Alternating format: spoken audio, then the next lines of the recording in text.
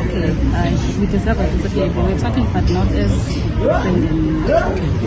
There was no animosity between them, it's just casual in their talks. Although I think towards the moment right now, they were not in communication. So, yeah.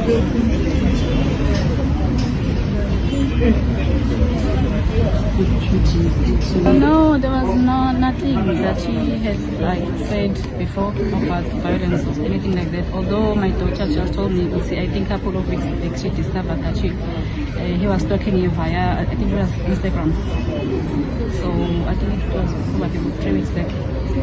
So I think so far that was just the only thing that kept her out.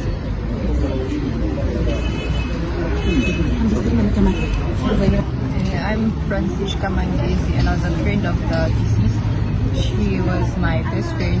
We actually met 2023 after a bathroom incident.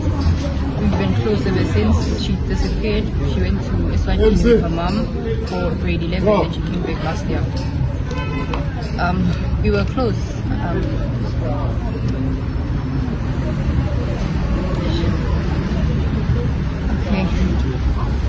I'll miss mostly how she made every day light up, how she was very warm. She was literally an angel to every one of us.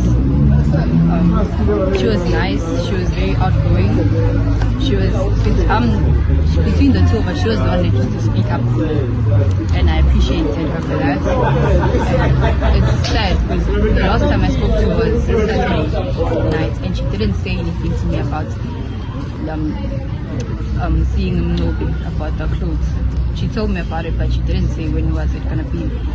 And Mnobi and Lungelo, the two accused, they were people that we both thought we could trust. And it's so sad how they treated her. And we're angry, but we don't really have a lot to do in this case. We all have to leave it to the justice system. And we hope justice can be served, and she's not just another statistic.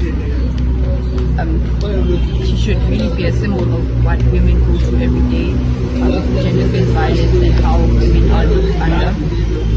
We hope they both really don't get bail and yeah. My name is Tineo Bella Maloba. I'm the friend of the deceased Lusanda Batamila. Lusanda was my best friend and is still my best friend. When I received the news, I was at school. When they told me that Lusanda is no more, she was better. I let out, I